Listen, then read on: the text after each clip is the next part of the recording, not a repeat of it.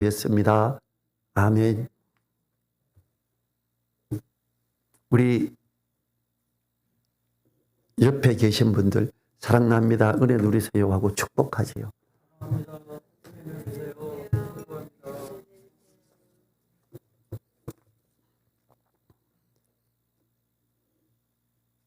오늘이 3월 첫째 주입니다. 4월 달이 부활절이 있고요. 3월 달은 더 사순절 그 기간 안에 한 달 내내 주님을 묵상하는 그런 날이 돼야 되기 때문에 사순절에 해야 할 두 가지라는 제목으로 말씀을 생각해 봤습니다. 교회 절기는 주님의 탄생, 성탄절이죠. 죽음, 부활, 그리고 재림안에서 완성되어진 우리의 구원 역사를 매년 재현하는 겁니다. 그래서 교회 역사에서 주후 4세기 말에 이르러 거의 완성됐는데 처음에는 부활절을 전후로 해서 사순절과 부활절 그리고 오순절이 발전하게 되었습니다. 그런데 사순절은 성경에 기록되어 있지는 않습니다. 교회사를 통해 영적인 유익을 위해 정했던 겁니다. 그래서 어떤 교단이나 선교단체들에서는 사순절 그런 걸 해. 이렇게 아주 가볍게 우린 그런 거 안 해. 이렇기도 합니다. 그런데 우리가 주님의 고난받으심, 주님의 십자가의 죽으심을 묵상하는 건 참으로 유익한 거기 때문에 우리가 이렇게 하면 좋습니다. 사순절의 역사는 사도행전을 통해 초대교회를 살펴보면 매주일 부활을 위한 축제의 날로 삼고 예배를 계속 드렸습니다. 그래서 주님께서 그 부활하신 날 안식 후 첫째 날이 그래서 예배 드리는 날이 됐어요. 그리고 이게 주일이 되지요. 그리고 안식일교는 어때요? 하나님의 교회하고 무슨 주일날 예배를 드려? 안식일을 지키라 그랬는데 우린 그래서 안식일날 예배 드릴 거야. 우린 토요일날이야. 이렇게 강하게 주장하지. 그런데 성령께서 임하고 강력하게 역사하면서 사도들은 안식 후 첫날 이 부활의 기념일, 부활 날인 주일날 모이기를 힘쓰고 그래서 매번 모일 때마다 떡을 떼며 잔을 나눴어요. 뭐예요? 떡을 뗀다는 것은 주님이 죽으시기 전에 몰랐어요. 떡을 이렇게 떼고 나눠주면서 이거는 너희를 위해 내어주는 내 몸이니 이걸 기념해라. 그리고 그 후에 식사 후에 잔을 주면서 너를 피는 내 피다. 이걸 기념해라 그래요. 그리고 고린도전서 11장을 통해 한 번 더 사도 바울을 통해 이걸 기념하라고 이야기하죠. 그래서 많은 교회에서 매주 성찬식을 하는 교회들이 있고요. 그리고 이제 우리 교회 같은 경우는 한 달에 한 번 매월 첫째 주에 이렇게 해요. 근데 지금 원래 오늘도 성찬 예식을 해야 되는데 못하고 있지요. 그래서 이 성찬 예식을 통해서 항상 주님의 부활하심을 죽으심을 감사하며 했던 모일 때마다 그랬던 이렇게 그런 것들이 첫째 먼저 사순절에 이렇게 준비가 되는 그런 예비가 됐던 게 초대교회에서 처음 교회에서부터 계속해서 있었던 일이죠. 그리고 이 세례받을 자들이 주로 세례를 이제 부활절에 받았어요. 그러면서 처음에는 이렇게 부활절 하는데 부활주일 한 주간을 그 고난주간으로 해서 지금도 우리가 한 주간을 고난주간이라 그래요. 그래서 그때에 특별히 주님을 향하여 있고 그 고난을 당하심을 묵상하고 그리고 일주일을 그렇게 하고 이렇게 침례를 받고 했지요. 그러면서 시간이 지나면서 이제 예수님께서 우리를 위해 죽으신 걸 주님이 40시간 만에 깨어났고 그러면 우리는 40일을 지키자 이런 것들이 주후 325년 니케아 종교회에서 처음으로 40일로 정하게 됐습니다. 이 사순절은 개인적인 경건과 회개의 사순절이 돼야 됩니다. 사순절은 세례받는 이들의 준비기간이라는 본래의 의미도 있지만 더 나아가 예수님의 마지막 예루살렘 여행 및 그리스도의 순환과 죽음에서 보는 자기 희생적 사랑을 기억하는 절기로 발전돼 갔습니다. 이 사순절은 시간이 흐를수록 엄숙한 예배와 그리스도인들의 경건한 생활을 강조하게 됐고 기독교인들이 자신을 부정하고 참회하는 기간으로 지내게 됐습니다. 사순절 우리가 2월 17일부터였나요? 근데 어떻습니까? 주간에 몇 번 정도 주님의 고난받으심을 묵상하게 되던가요? 묵상을 꼭 해보십시오. 한 번도 안 해보신 분들은 이사야서 53장을 한번 읽어보십시오. 이사야서 53장을 읽어보면 주님이 어떠한 가운데 오셨는가? 주님을 뭐라고 표현하냐면 마른 땅에서 나온 줄기 같아서 흠모할 만한 것이 없다 그래요. 주님은 유대인의 왕으로 오신다 그랬어요. 오죽하면 동방박사 세 사람이 왕궁으로 찾아가서 유대인의 왕으로 오시는 거 어디 있습니까? 우리가 경배하러 왔습니다 이랬어요. 근데 주님은 아니었죠. 구유에서 있었어요. 마국간에서 태어났어요. 참 안타깝죠. 마른 땅에서 나온 줄기. 가뭄이 극심할 때 거기서 어떤 싹이 터서 이렇게 올라오는 거 보신 적이 있습니까? 이렇게 일그러지죠. 이파리가. 찢어지기도 하고 그렇습니다. 마른 땅에서 나온 줄기는 결코 아름답지 못합니다. 또 마른 땅에서 나온 줄기 어떤 분은 뿌리가 땅에서 노출되어 가지고 있는 죽어가는 그런 걸 의미합니다. 흠모할 만한 아무것도 없다. 주님은 태어난 가정도 그렇고 성장하는 과정에서의 자라났던 지역도 아무것도 멋진 동네에 일어나고 할 게 없는 게 아무것도 없었어요. 주님은 오실 때부터 가장 낮은 자로 오셨지요. 사순절을 생각할 때 이 부분을 꼭 생각해 보셔야 됩니다. 가장 낮은 자로 오신 주님. 나는 고개 들고 뻣뻣하게 내가 그래도 공부도 이렇게 했고 이런 자리에도 있었고 내가 좀 다르지 이런 생각하면 사순절에 전혀 맞지 않는 그런 생각이 되죠. 사순절을 통해 그리스도와 연합해야 합니다. 사순절은 무엇보다도 먼저 우리의 옛사람이 죽지 아니하면 우리가 그리스도와 함께 새로운 삶으로 나아갈 수가 없음을 상기시켜 주죠. 우리는 우리를 위해서 죽음에서 일어나신 예수 그리스도를 함께 그리스도와 함께 십자가에 못 박혀야죠. 주님이 이렇게 말했어요. 아무든지 나를 따라오려거든 자기를 부인하고 날마다 제 십자가를 치고 나를 쫓을 것이니라. 누가복음 9장 23절이죠. 그때 너무 많은 사람들이 수를 셀 수도 없는 수많은 사람들이 주님께로 몰려오기 시작했어요. 우리가 잘 아는 오병이어의 기적이 있었거든요. 어린 아이가 좀 괜찮은 집 아들인가 봐요. 보리떡 5개와 물고기 2마리를 싸가지고 있어요. 누가 먹을 거는 이 중에 뭐 없냐? 애가 이걸 내놓으니까 제자가 이거 있는데요. 기도하고 이게 엄청난 남자만 5,000명. 남자가 주님을 따르는데 더 많이 갔겠어요? 여자가 더 많이 갔겠어요? 2000년 전에? 여자죠. 그때 당시 여자는 별로 할 일이 없을 때였어요. 애들은 얼마나 많았을까요? 애들을 생육하고 번성하라 그래서 유대인들은 애를 많이 낳습니다. 애 2명이나 3명, 4명을 데리고 갔다면 애들만 2만 명 되죠. 여자들은 한 10,000명이라고 쳐봐요. 그러면 거기에서 오병이어로 기적으로 나눠 먹었던 사람들이 3만 명, 4만 명, 5만 명이 됐어요. 그런데 주님이 갈릴리 가나 오는 잔치에서 물을 갖다가 이렇게 발 씻는 물을 떠가지고 갖다 줘라 여려장에게 마시고 그들이 뭐라 그래요? 와, 이 포도주 끝내준다 이거. 어떻게 이렇게 좋은 포도주를 나중에 줘?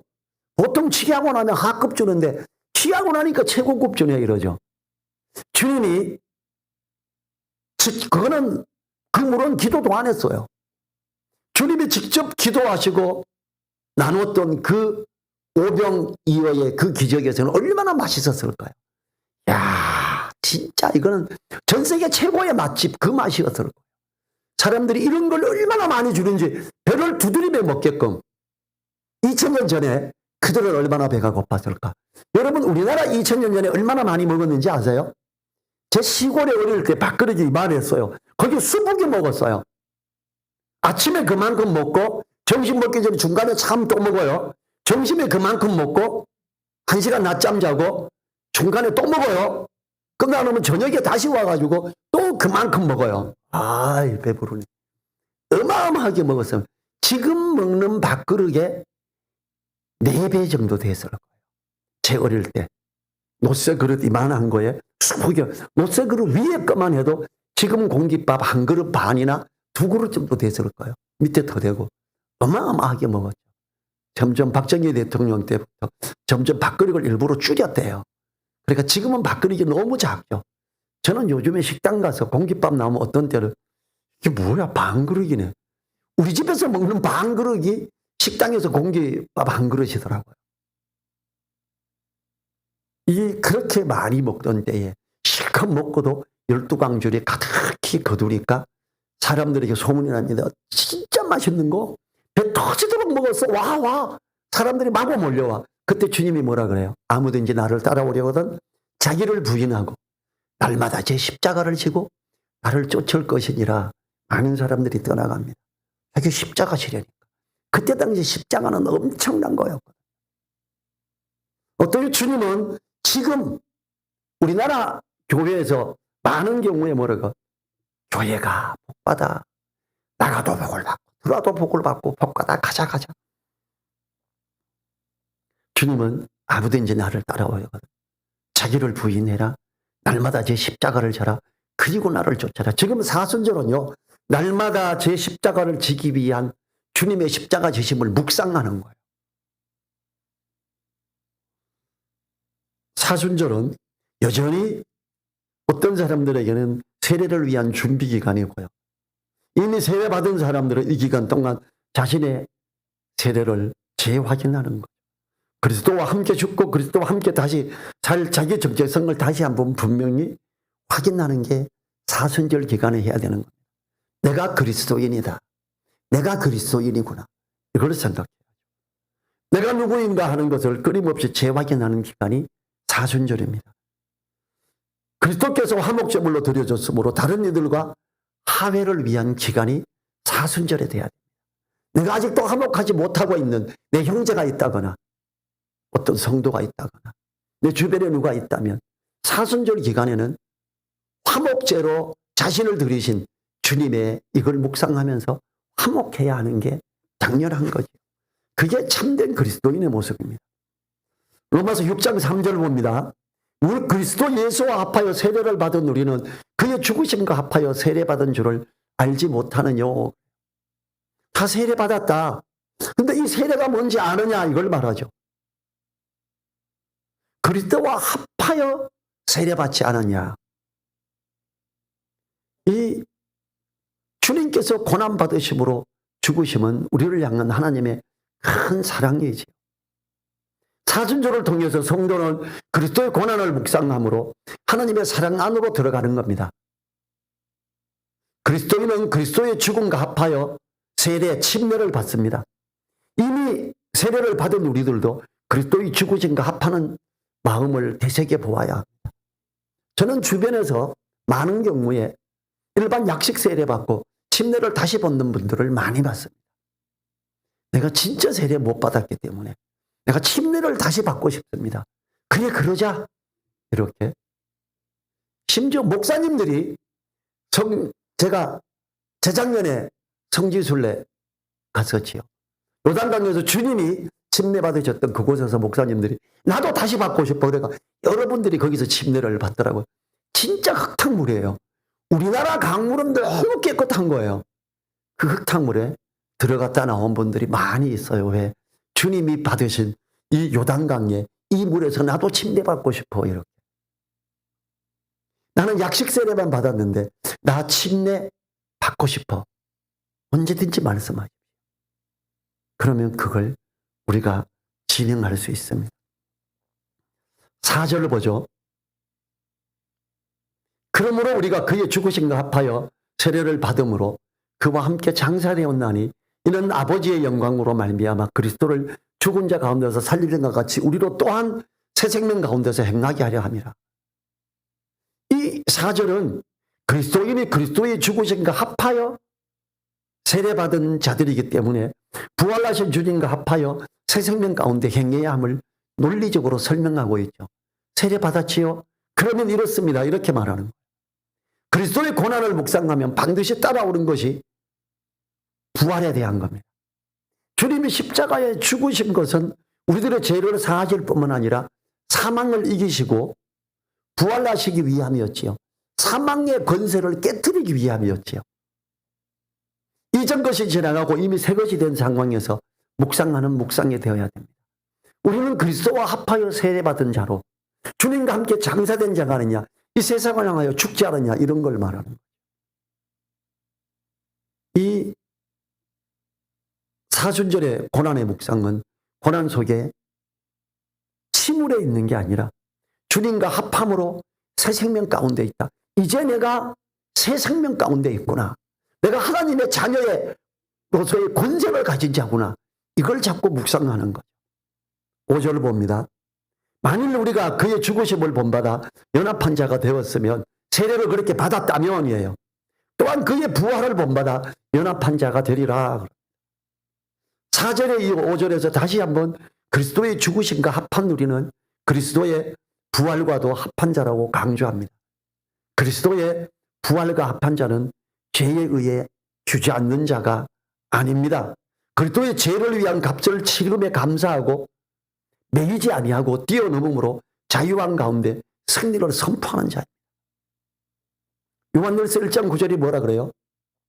만일 우리가 우리 죄를 자백하면 저는 미쁘시고 의로우사 모든 불의에서 우리를 깨끗게 하실 것이요.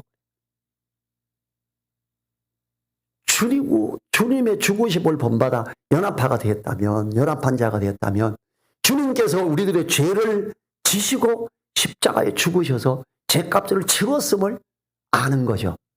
그렇기 때문에 어떤 잘못된 부분 그것만 고백하면 된다. 어떤 사람들은 그래요. 회개의 영이 떠오르면 아주 어릴 때는 기억도 못하는, 엄마 젖을 빨다가 꽉 깨물었던 거 그것도 기억이나 회개한다 이래요. 저 처음에 그런 줄 알았어요. 회개의 영이라는 게. 아닙니다. 하나님은 우리가 어떤 죄를 낱낱이 기억하고 고해야만 사하시는 게 아니라 주님을 받아들이는 순간 모든 불의에서 우리를 깨끗게 하셨고요. 만일 우리가 우리 죄를 자백하면 저는 미쁘시고 의로우사 모든 불의에서 우리를 깨끗게 합니다. 내가 기억하지 못하는 것, 주님이 기억하지 못했던 거 생각나게 해주세요. 이럴 필요 없어요. 감사하면 됩니다. 그리고 지금 내가 기억나는 잘못된 것, 주님 내가 이렇게 이런 부분 잘못하고 있네요.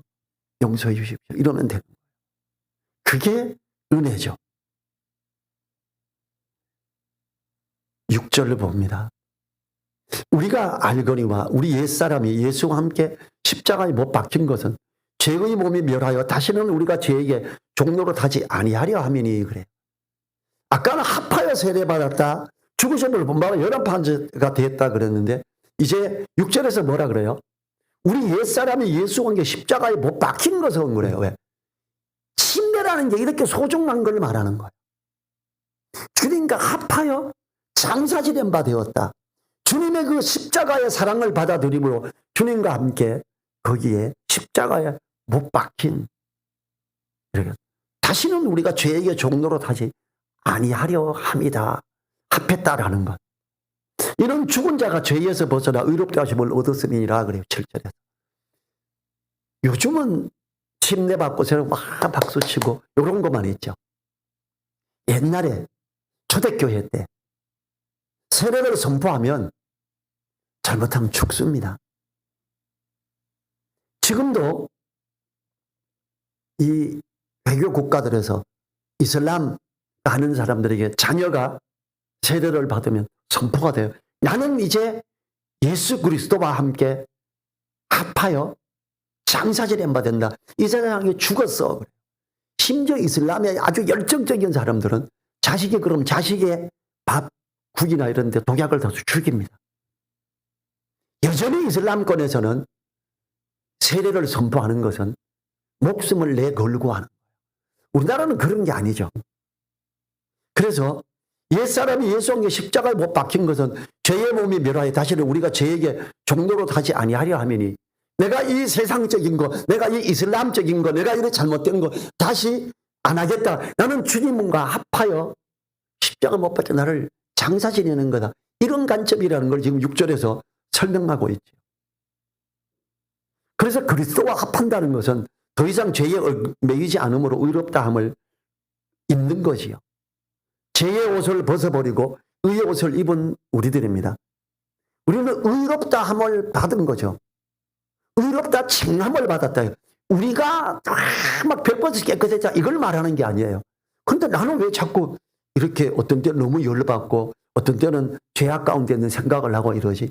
맞아요. 우리 부족해요. 그래서 십자가에 죽으신 주님과 합하여 있는 게 너무 중요한 겁니다. 다만 그 죄의 옷을 벗게 해준 주님의 사랑을 감사하고 묵상하는 거죠. 그러므로 사순절에는 우리에게 찬양의 제사와 감사의 제사가 넘쳐야 합니다. 현대를 사는 우리들에게 감사와 찬양의 제사는 예배로 드려지게 되죠. 그래서 제가 사순절 기간에 수요 예배도 신경 써서 참여하도록 해보세요라고 말씀드립니다. 우리가 첫째 주일에 기념하는 성찬 예식, 코로나로 쉬고 있지만 주님이 우리에게 기념하라고 특별히 명하신 것이지요. 우리는 그 성찬 예식을 통해 그리스도와 합한 것을 기념하고 감사함으로 예배드리죠. 한 떡에 참여함으로 우리가 하나다. 한 잔에 참여함으로 우리는 하나다. 주님과 합해 주님의 몸에 참여하고 주님의 피에 참여하는 우리가 하나된 지체로서 있다. 이런 걸 입증하는 거죠. 8절부터 10절을 봅니다. 만일 우리가 그리스도와 함께 죽었으면 또한 그와 함께 살 줄을 믿노니 이는 그리스도께서 죽은 자 가운데서 사셨으며 다시 죽지 아니하시고 사망이 다시 그를 주장하지 못할 줄을 알미로다. 그의 죽으심은 죄에 대하여 단번에 죽으심이요 그의 살으심은 하느님께 대하여 살으심이니. 그리스도의 죽으심과 합한 것은 엄청난 신분의 변화를 가져오는 것입니다. 확실한 것, 하나님의 자녀가 되는 권세를 누리게 해줬습니다. 여러분, 하나님의 자녀가 되는 권세, 이거는 혈육을 통해서 전달되어야 안 돼요? 아니죠. 요한복음 1장 12절에 영접하는 자 곧 그 이름을 믿는 자들에게는 하나님의 자녀가 되는 권세를 주셨으니 13절 이는 혈통으로나 육정으로나 사람의 뜻으로 하지 아니하고 오직 하나님께로서 난 자들이니라. 엄마 아버지 예수님 믿었고 그 예수님도 엄마 아버지 따라 뱃속에서 예배드리러 갔고요. 그래서 나는 모태신앙이에요. 아니에요. 혈통으로 안 됩니다. 대한민국 교회가 정말 잘못하는 것 중에 하나가 우리 모태신앙이에요 라는 단어예요. 모태신앙이고 성경은 아니라고 말합니다. 그래서 유아세례 받아요. 성경은 유아세례 언급한 적이 없습니다.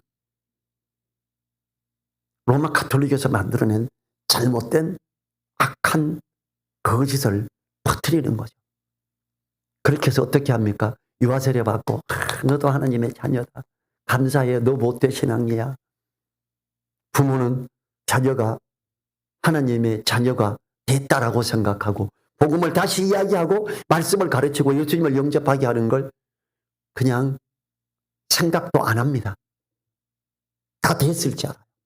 근데 유아세례를 안 주고 모태신앙 단어를 없애면 어떻게 됩니까? 자녀에게도 복음을 전해야 되고 그 예수님을 영접시키는 이걸 위에서 기도하고 애쓰게 되죠. 사탄은 이거 싫잖아요. 사탄은 부모가 잘 모르고 그래 종교적인 걸로 너 다 됐어. 모태신앙이잖아. 괜찮아. 유아세례 받았잖아. 잘 됐네. 그러면서 덮고 넘어가기를 바라는 게 사탄의 뜻이죠. 거짓의 앞이잖아. 거짓말 하나를 딱 집어넣었더니 교황이 이걸 낚아채고 교황이 선포하니까 로마 가톨릭이 법이 돼버렸죠. 로마 가톨릭에서 교황이 발표하는 진리예요. 그 진리를 기독교가 개신교가 넘어오면서 그냥 받아왔던 것 중에 하나가 그거였죠.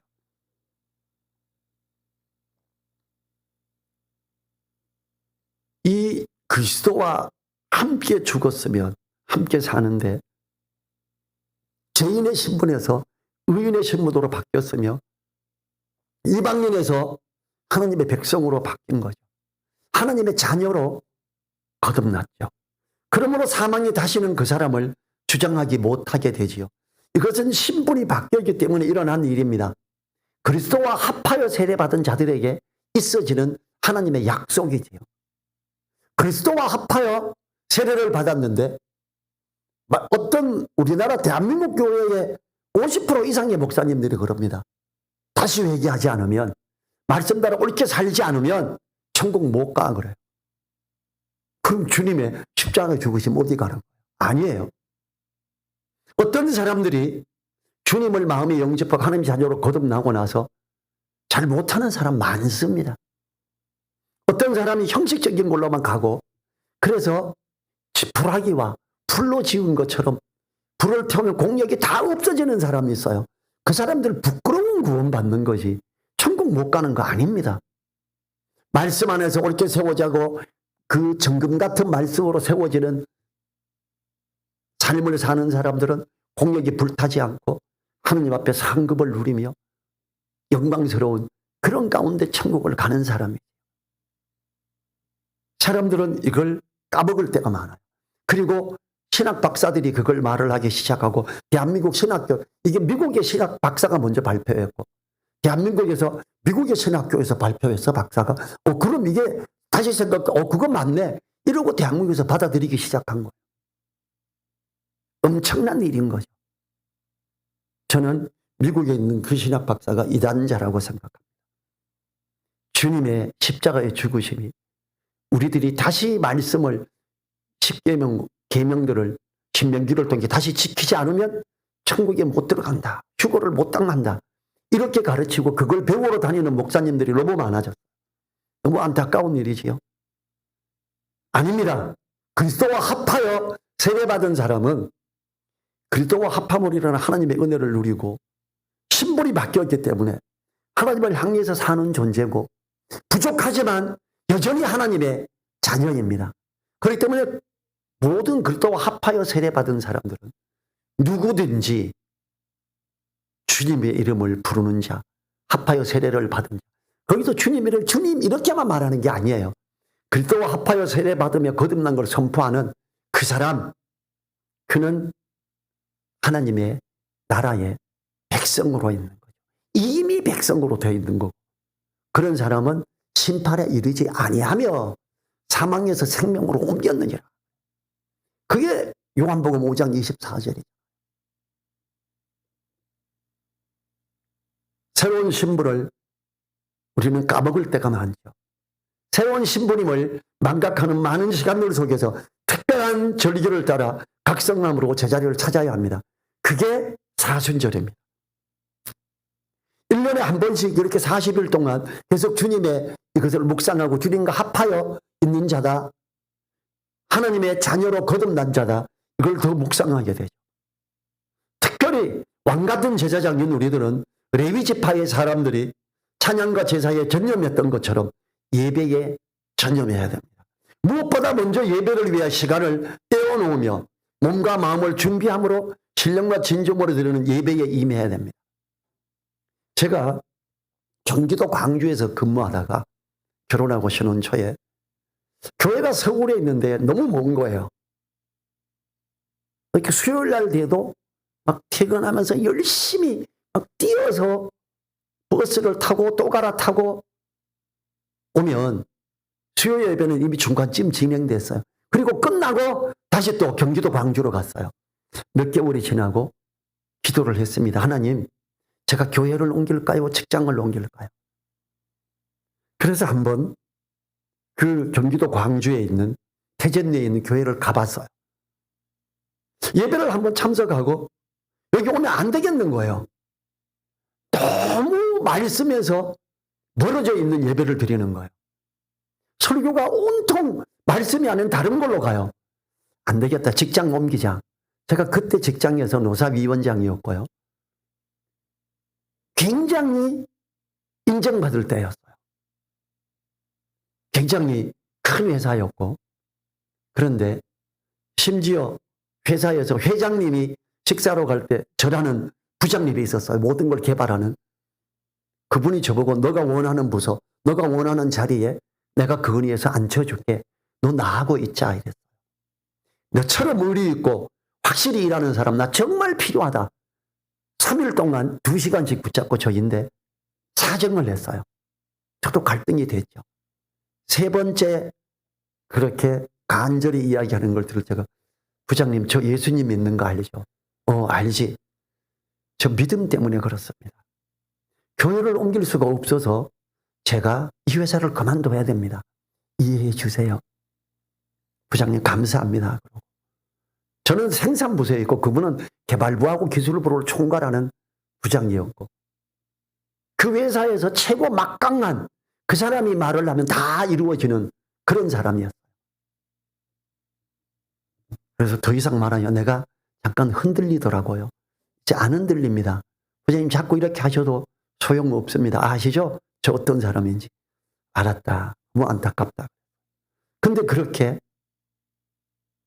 옮기고 왜 그랬느냐? 예배를 제대로 드리기 위해서 옮겼어요. 300명이 넘는 몇 개의 회사가 있는 그 회사에 있다가 노사위원장으로 있다가 6명이 근무하는 공돌이가 돼버린 거예요. 예배를 드리기 위해서 그랬어요. 회사를 옮길 때 그 사장님한테 그랬습니다. 자네 정말 일 잘한다는 거 알아.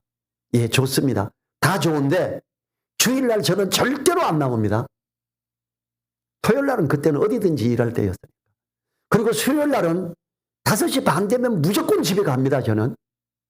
어떠한 경우도 저인데 이거 요청하시면 안 됩니다. 그래서. 근데 다른 중간 간부가 저하고 같이 간부가 둘이 있었는데 전병철 주임은 왜 맨날 5시 반 되면 땡 하고 가냐. 진짜 이거 우리 인식 밤새 와야 되는데 막 투덜투덜 불만을 냈어요. 사장님이 이걸 들었어요. 사장님이 저를 부르는 게 아니에요. 그 사람 불러서 호통치더라고요. 너도 전주윤처럼 예수님 믿어. 너도 교회 가. 그럼 너도 5시 반에 보내줄게. 너네가 다 예수님 믿는다면 다 5시 반에 보내줄게. 쟤는 수요일날 5시 반 가는데 저 다른 때 일 진짜 빨리 하지. 집중해서. 근데 그게 내 약속이야. 저는 직장 옮기면서 조건이 그거였어요. 주일날 어떤 일이 있어도 안 옵니다. 수요일날 어떤 일이 있어도 5시 반에 퇴근입니다. 왜? 내인데 중요한 게 예배이기 때문에 그렇습니다. 이 예배를 드리는데 방해가 되면 저 이 직장 안 옵니다. 그래요. 확실하게 선을 그었기 때문에 그거에 전혀 다른 밑에 직원이 할 때 그러게 조금 더 해주지. 수요일 어쩌다 빼먹으면 돼. 이게 아니에요. 너무 확고하게 했기 때문에 다른 직원을 불러서 너도 전병철이처럼 예수님 믿으면 되잖아. 너도 교회 가면 5시 반에 보내줄게. 이렇게. 너무 감사하죠. 여러분 어때요? 우리들의 삶에 있어서 예배를 가장 소중히 여기며 나아가야 되는 이런 마음을 가지고 계신가요? 그게 돼야 됩니다.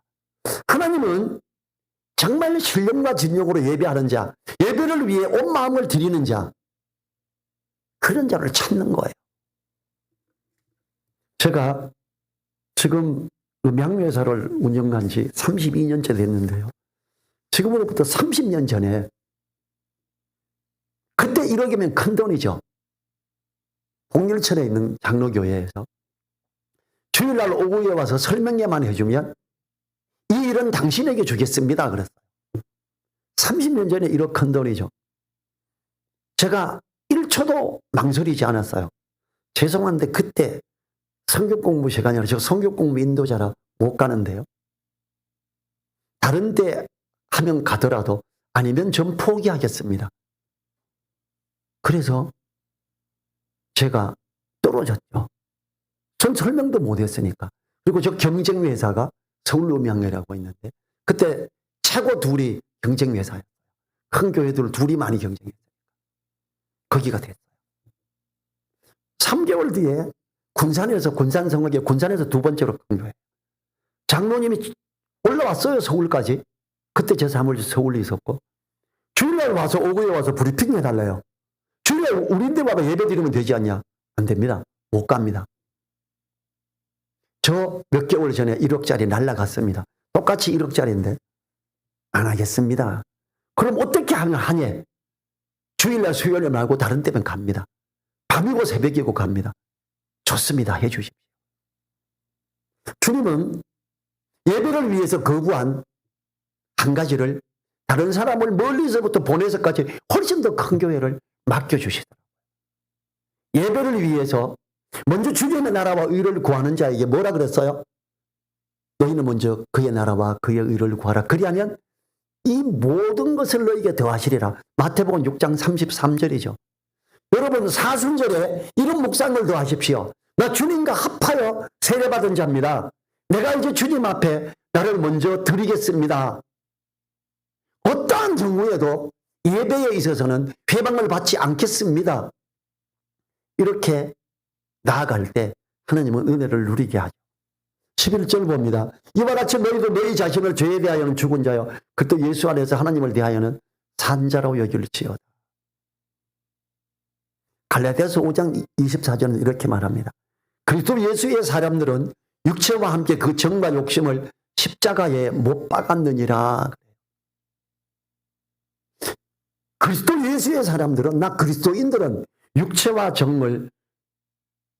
함께 그 정과 욕심을 십자가에 못 박은 거예요.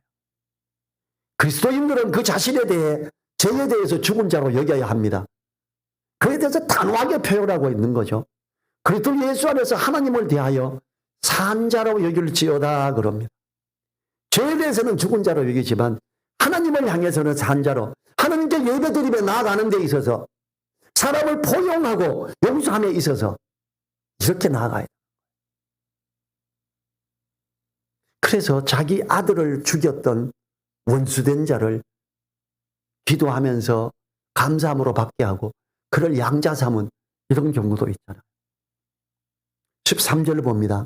또한 너희 지체를 불의의 병기로 죄에게 드리지 말고 오직 너희 자신을 죽은 자 가운데서 다시 산 자같이 하나님께 드리며 너희 지체를 의의 병기로 하나님께 드리라. 본구절은 앞에 있는 이 11절, 12절 이 그리스도와 합한 자의 자세 전체를 요약한 말씀입니다. 죄에 대해서는 죽은 자로 여김으로 죄에게는 반응도 하지 않으므로 죄에게 자신을 드리지 말고 하나님을 대하여는 산 자로 여김으로 우리들의 몸을 의의 병기로서 하나님께 드리라고 합니다. 저는 제가 20살에 예수님을 믿었어요. 그전에는 시골에서 있었기 때문에 나이트 클럽이라는 걸 본 적도 없고 들은 적도 없어요. 서울 와서 예수님 믿었으니까 안 그래도 술 마시는 거 별로 안 좋아해서 내 발로 교회 찾아간 사람이니까 나이트 클럽을 한 번도 간 적이 없어요.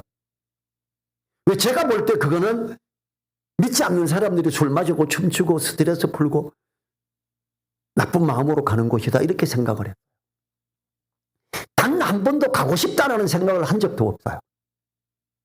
말씀 읽고 묵상하고 주님 안에서 열심히 살고자 하는데도 부족한데 뭐하러 나이트 클럽이라는 걸 생각해 보겠어요. 우리가 하나님 앞에서 세상의 죄악적인 대표적인 것들은 죽은 자로 여겨야 돼요. 아, 그건 나하고 상관없는 것이구나. 지나가면서 봐도 저거는 상관없는 거. 전혀 나하고 관련이 있다라고 한 번쯤은 가볼 걸. 이런 생각도 든 적이 없어요. 왜냐하면 거기에 대해서 나를 죽은 자로 여겼기 때문에. 여러분, 우리 이게 필요합니다. 세상적인 죄악적인 것들에는 우리를 죽은 자로 여기셔야 되는 거죠. 그래서 너희 지체를 불의의 병기로 죄에게 드리지 말고라고 하는 거예요. 죽은 자 가운데서 다시 산 자같이 하나님께 드리며 너희 지체를 의의 병기로 하나님께 드리라. 그럼 이제 내가 신경 써야 될 것, 어떻게 하면 주님의 하나님의 자녀로서의 이런 것들로 나아갈 수 있지? 이런 것만 생각하라는 거예요. 본 말씀에서 사람을 병기라고 합니다. 의의 병기. 병기는 칼이나 창 화살 같은 거죠. 칼을 사람을 공격하는 데 사용하면 불의의 병기로 드리게 되는 것이고, 무엇을 만드는 데 사용되고 일을 이루어 간다면 의의 병기로 드려야죠. 또 한 가지 왜 병기라 그랬을까? 말씀을 검으로 표현하죠. 말씀에 검을 든 자, 그리고 세상적이고 죄악적인 걸 단호히 차단하는 그런 의의 병기로서 나가라는 거예요. 하나님을 대해 산자로 여김으로 의의 병기로 들어지는 모습은 하나님께 영광 돌리는 예배로 기속됩니다. 하나님은 예배를 드리는 자의 예배를 통해 영광 받으시며 그에게 임재하시지요. 마태복음 5장 23절 24절 예배 드리는 자에게 준비된 자세를 주님이 말씀하십니다. 그러므로 예물을 제단에 드리다가 거기서 내 형제에게 원방 들을 만한 일이 있는 줄 생각나거든 예물을 제단 앞에 두고 먼저 가서 형제와 화목하고 그 후에 와서 예물을 드리라. 주님이 우리에게 가르치는 예배의 준비 자세입니다. 주님께서는 고난을 통해 하나님과 사람을 화목하게 하는 화목 제물로 자신을 드리셨지요. 그리스도께서 화목 제물로 드려주므로 사순절은 성도들과 화해를 위한 기간이어야 됩니다. 용서를 구하고 용서를 해야 됩니다. 하나님이 우리를 용서하셨기 때문입니다. 3월 한 달 그리스도와 연합하는 마음으로 묵상함으로 가져야 하는 정신을 기억해야 합니다. 첫 번째가 그리스도와 연합하여 세상을 향하여 죽은 자로 여기는 날들이 되어야 됩니다. 그리스도와 연합하여 하나님을 대하여 산 자로 여기는 날들이 되어야 됩니다. 두 번째로 그리스도와 연합하여 화목 제물로서 자세를 가지고 화해를 위해 자신을 드리는 날들이 되기를 위해 기도하고 힘써야 됩니다. 우리 자리에서 일어나셔서 사순절 기간 안에 참으로 주님과 합하여 세상을 향하여 죽은 자요 죄에 대해서 하나님을 향하여 산 자로 여기고 드리는 의의 병기로 드리는 우리 되게 해달라고 1분간 기도하죠.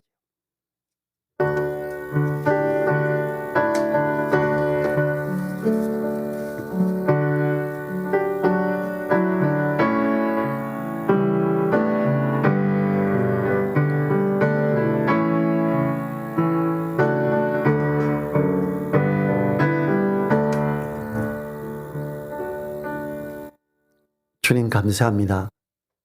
우리가 사순절의 기간 안에 특별히 3월달 한 달 전체가 사순절의 기간에 있습니다. 우리가 주님의 고난받으신 주님의 죽으심을 묵상하고 주님과 합하여 죄에 대하여 십자가에 죽은 자로 우리를 여기며 하나님을 향하여 산 자로 여기고 하나님을 향하여 의의 병기로 우리를 드리는 그 소중함에 있게 하여 주십시오. 주님, 그 귀한 가운데 있는 3월 되게 하옵소서. 감사드리고 예수님 이름으로 기도했습니다. 아멘. 지금은 우리를 사랑하시며 우리를 위해 고난받으시고 십자가에 죽으신 주님의 그 크신 사랑과 우리를 자녀들로 받으시고 우리를 붙드시며 인도하신 하나님의 그 크신 은혜와 성령님의 감동 감화 교통하심이 머리 숙인 한 분 한 분들 그 머리 위에 그 가정 위에 그 일터 위에 그리고 우리 늘사랑 교회 위에 이제로부터 영원토록 함께하여 주시기를 간절히 축원하옵나이다. 아멘.